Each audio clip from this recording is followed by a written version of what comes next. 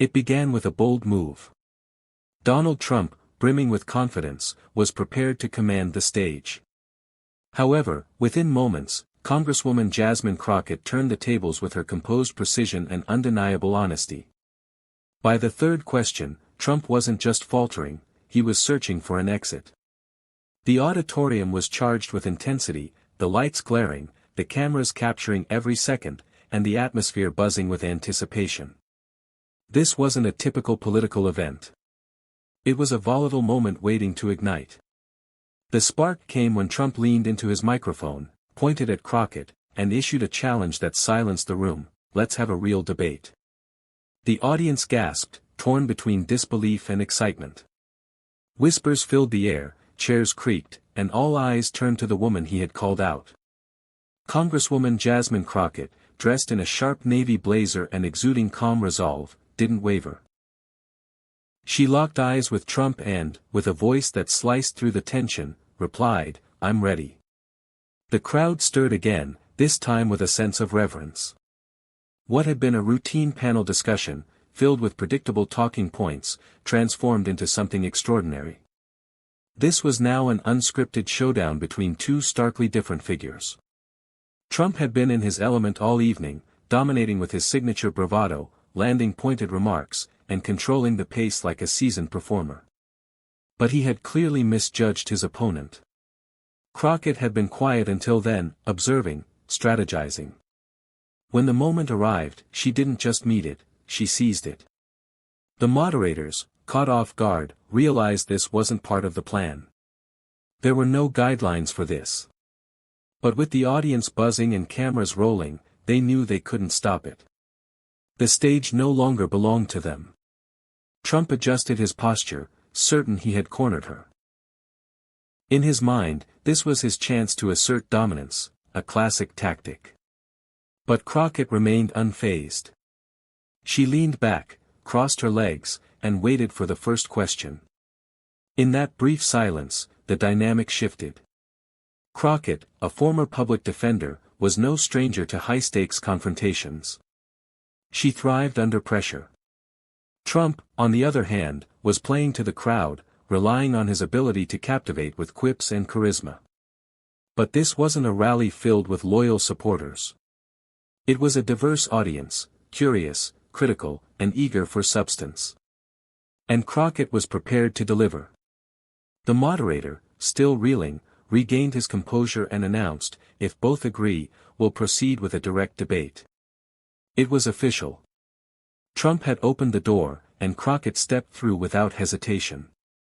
This was no longer just a spectacle, it was a clash of ideas, experience, and authenticity. One side brought years of showmanship. The other brought a grounded truth forged in courtrooms, overlooked communities, and the struggles of the forgotten. The tension was palpable. Trump fidgeted with his cufflinks, scanning the crowd for support. Crockett sat still, her energy steady and self-assured. This wasn't just a policy debate or a partisan clash, it was a collision of two vastly different approaches to leadership. The audience leaned in, not for the loudest voice, but for something genuine, raw, and unexpected. The first question hit hard: what does it mean to truly fight for the American people? It was deceptively simple but loaded with meaning. It demanded not just facts, but heart and authenticity. Trump went first, leaning forward with the confidence of a seasoned showman. "Nobody's fought harder for Americans than I have," he declared with a grin. "I brought back jobs, secured the border, cut taxes, and showed the world we're done being pushed around." He paused for effect, listing his achievements like trophies. "I didn't hide in offices writing memos. I took action. I fought the media, the bureaucrats, for you." Some in the crowd nodded, recognizing the familiar, forceful tone. He leaned back, satisfied. Then it was Crockett's turn. She didn't rush or adjust her posture. She sat tall, took a breath, and spoke with measured clarity. "Fighting for the people means showing up when the spotlight's off," she said. "It's about taking responsibility, not chasing credit." The room grew quiet. Her words weren't rehearsed slogans, they were rooted in experience. I grew up where politicians only showed up during elections. They'd smile, pose for photos, then vanish. I watched my mom work double shifts at a hospital to keep us afloat. I saw brilliant classmates fall through the cracks because they lacked opportunities. Her voice was steady, unwavering. Before Congress, I was a public defender, fighting every day to keep young black men from being swallowed by a system that didn't see their worth. She glanced at Trump. You say you fought from the top. I've been fighting from the ground up. The words hit like a quiet thunderclap. A brief silence followed, not from disinterest, but from the weight of truth. Trump shifted uncomfortably. His usual quick comebacks didn't fit. Crockett hadn't attacked him, she had simply drawn a line. For some, fighting means signing orders, she continued. For me, it meant looking a scared teenager in the eye and promising to fight for his freedom, day after day. She leaned back, hands folded. You don't earn the title of fighter by being the loudest. You earn it by showing up when it's toughest. The audience didn't erupt, they absorbed, captivated by her authenticity. Trump opened his mouth but stopped. There was no insult to counter, just the undeniable weight of lived experience. The moderator moved on, but the shift was clear. Trump had issued the challenge, but Crockett had redefined the terms, not with volume, but with substance. The second question was sharper: describe a moment when your integrity was tested under pressure with real stakes. It was a question that demanded vulnerability and truth, not spin. Trump squared his shoulders and spoke with conviction. I've faced countless tests, he said. The investigations, witch hunts meant to ruin me financially, politically, personally. Most would have quit. But I stood firm because I knew I was right. That's integrity, staying strong when the world's against you. He looked to the crowd, expecting cheers. Some clapped, but the energy was subdued. The audience was no longer just reacting, they were evaluating. Crockett paused, letting the question's weight settle. Then she spoke softly but powerfully. My integrity was tested long before Washington, she said. As a young public defender, I had a 17-year-old client accused of armed robbery. The evidence was weak, an eyewitness who later admitted they couldn't see clearly. But the prosecution pushed for a plea, 10 years if he took the deal, 30 if he lost at trial. Her voice grew quieter, the memory vivid. He was terrified, begging me to tell him what to do. I saw a kid with no real shot at life. I told him, if you're innocent, we fight. I knew losing could ruin him, and me. But integrity means standing by someone when no one else will, not because it's easy, but because it's right. The room was silent, riveted. We fought, and we won. He walked free, and he still reaches out to thank me. She leaned back. That's integrity, not for cameras or glory, but because a life was on the line. The impact was profound. Trump, usually quick to interject, stayed silent.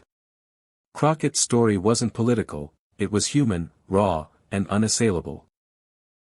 The audience, even those expecting a spectacle, was moved by her blend of strength and vulnerability. Trump tried to pivot.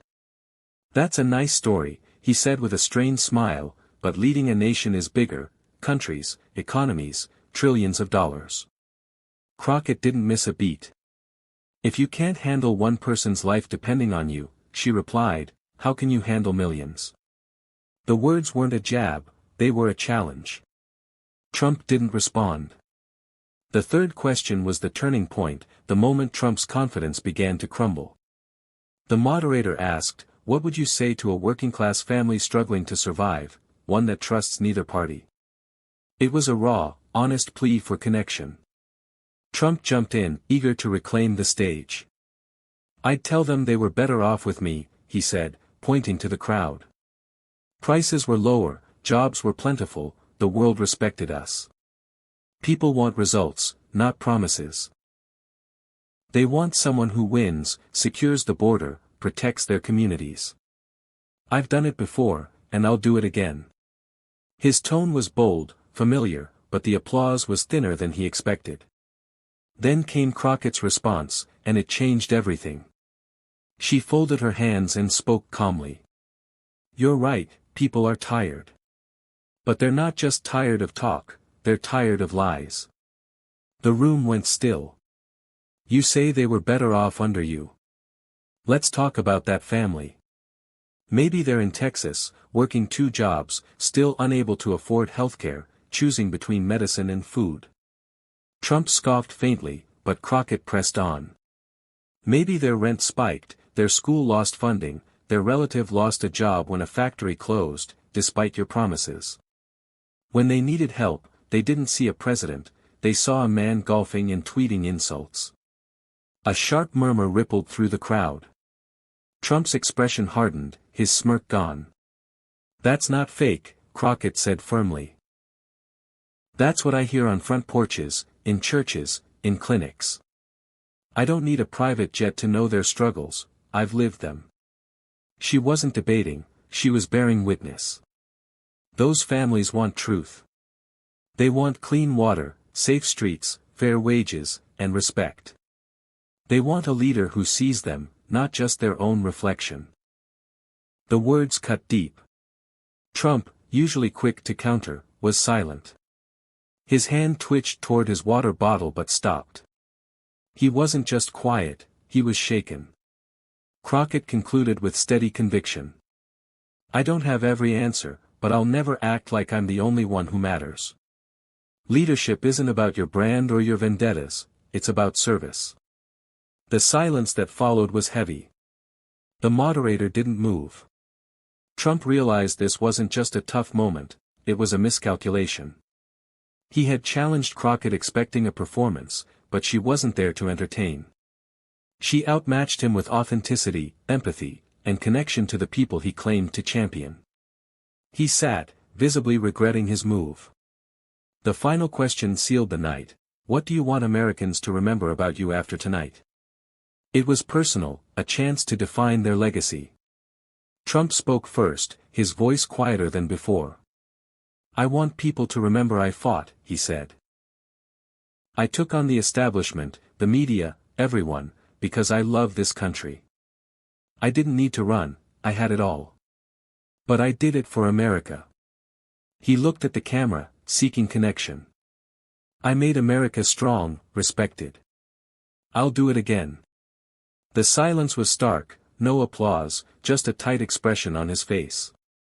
Crockett didn't pause. I want Americans to remember I listened, she said. I'm not here to talk about myself, but to speak for those without a voice. Her soft voice filled the room. I didn't grow up with wealth or power. I've been broke, underestimated, shut out. But I kept going because I knew someone out there needed me to fight for them. She scanned the audience, connecting with each face. I don't promise perfection or easy fixes, but I promise to never forget who I serve. I'll never put my name above the people, and I'll always do what's right. Her words carried weight, not volume. When the cameras stop, when the spin starts, remember this. There's a difference between performing and serving. One seeks applause, the other seeks accountability. The line landed with precision, its truth undeniable. Trump sat still, hands clasped, lips tight. For once, he had no retort.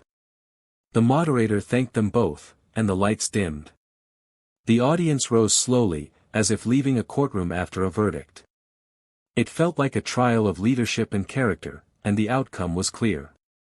Trump had shown his usual boldness, but Crockett had revealed something deeper, truth born of struggle, authenticity, and conviction.